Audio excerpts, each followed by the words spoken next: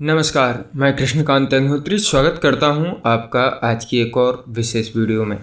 एकादशी चंद्रमास में आने वाली 11वीं तिथि होती है। हर चंद्रमास में 2 एकादशियां होती हैं, एक शुक्ल पक्ष की एकादशी और एक कृष्ण पक्ष की एकादशी। ये तिथि भगवान विष्णु को समर्पित होती हैं। आषाढ़ माह में शुक्ल पक्ष की एकादशी को आषाढ़ी एकादशी कहते हैं।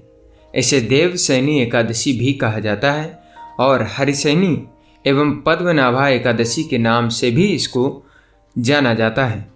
अंग्रेजी कैलेंडर के अनुसार आषाढ़ी एकादशी जून या फिर जुलाई के महीने में आती है।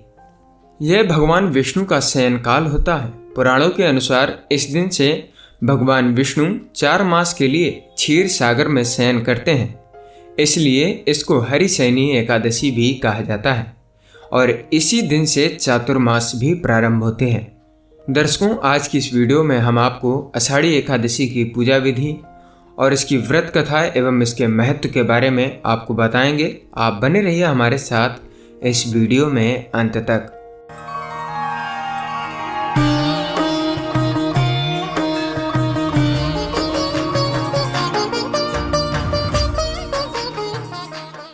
दर्शकों, एकादशी तिथि पर भगवान विष्णु की आराधना की जाती है। आषाढ़ी एकादशी या देवशयनी एकादशी पर भगवान विष्णु का शयन प्रारंभ होने से पहले विधि विधान से पूजन करने का बड़ा ही महत्व है। इस दिन श्रद्धालु व्रत रखकर भगवान विष्णु की पूजा भी करते हैं। वे श्रद्धालु जो देवशयनी एकादशी का व्रत रखते हैं, उन्हें प्रातःकाल उठकर स्नान करना चाहिए। पूजा स्थल को साफ करने के बाद भगवान विष्णु की प्रतिमा को आसन पर विराजमान करके भगवान का षोडशोपचार से पूजन करना चाहिए। भगवान विष्णु को पीले वस्त्र, पीले फूल, पीला चंदन चढ़ाएं। उनके हाथों में शंख, चक्र, गदा और पद्म सुशोभित करें।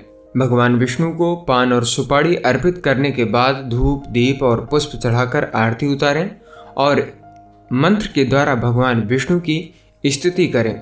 सुप्ते त्वयि जगन्नाथो जमत सुप्तम भवेदिदम विबुद्धे त्वयि बुद्धिम चा जगत सर्व चराचरम। अर्थात हे जगन्नाथ जी, आपके निद्रित हो जाने पर संपूर्ण विश्व निद्रित हो जाता है। जो आपके जागने पर संपूर्ण विश्व तथा चराचर भी जागृत हो जाते हैं। इस प्रकार से भगवान विष्णु का पूजन करने के बाद ब्राह्मणों को भोजन करा करके स्वयं भोजन या फलाहार ग्रहण करना चाहिए। देवशयनी एकादशी पर रात्रि में भगवान विष्णु का भजन व स्तुतियाँ करनी चाहिए और स्वयं के सोने से पहले भगवान को भी शयन कराना चाहिए। आषाढ़ी एकादशी या देवशयनी एकादशी भगवान विष्णु का एक शयन काल होता है। इसी दिन से चौमासे का भी आरंभ माना जाता है, क्योंकि भगवान विष्णु 4 मास के लिए निद्रा में रहते हैं। इसलिए इस समय में विवाह समेत कई शुभ कार्य वर्जित माने गए हैं।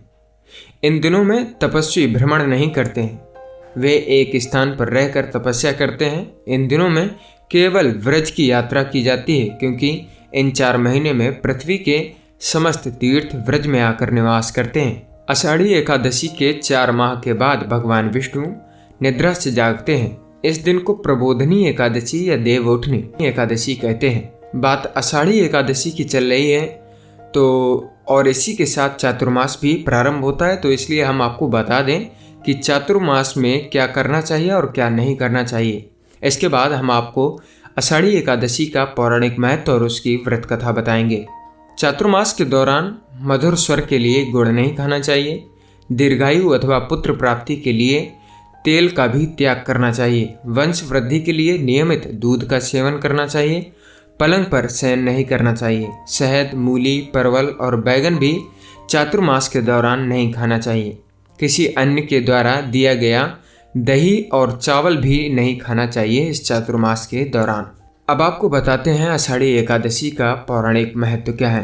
दर्शकों, सतयुग में मांधाता नामक एक चक्रवर्ती सम्राट राज्य करते थे। उनके राज्य में प्रजा बहुत सुख और आनंद से रहती थी। एक समय राज्य में लगातार 3 वर्ष तक बारिश नहीं होने से भयंकर अकाल पड़ा। प्रजा व्याकुल हो गई और चारों ओर से हाहाकार मच गया। प्रजा की दयनीय स्थिति देखकर राजा समाधान खोजने के लिए जंगल की ओर निकल पड़े। इस दौरान विचरण करते हुए राजा मांधाता अंगिरा ऋषि के आश्रम पहुंचे। राजा की बातें सुनकर अंगिरा ऋषि ने कहा कि आप राज्य में जाकर देवसेनी एकादशी का व्रत रखो। इस व्रत के प्रभाव से राज्य में अवश्य ही वर्षा होगी। अंगिरा ऋषि की बात मानकर राजा मानधाता राज्य में वापस लौट आए। राजा ने विधि विधान से देवसेनी एकादशी का व्रत किया। इसके प्रभाव से अच्छी वर्षा हुई और पूरा राज्य धन धान से परिपूर्ण हो गया। पुराणों में आषाढ़ी एकादशी का भी विशेष महत्व मिलता है। मान्यता है कि इस दिन भगवान विष्णु की पूजा और व्रत करने से समस्त मनोकामनाएं पूर्ण होती हैं और भगवान प्रसन्न होते हैं। उम्मीद करते हैं कि आपको यह वीडियो पसंद आया होगा। यदि आपको यह वीडियो पसंद आया हो तो वीडियो को लाइक करें और शेयर करें अपने साथियों के साथ में, ताकि उनको भी यह आषाढ़ी एकादशी की जानकारी प्राप्त हो सके। वैदिक परिवार की ओर से आप समस्त दर्शकों को आषाढ़ी एकादशी की बहुत बहुत मंगल कामनाएं, शुभकामनाएं। हम आपसे मिलते हैं अगली नई वीडियो में अन्य एकादशी के विषय को लेकर के। तब तक के लिए दीजिए इजाज़त। नमस्कार।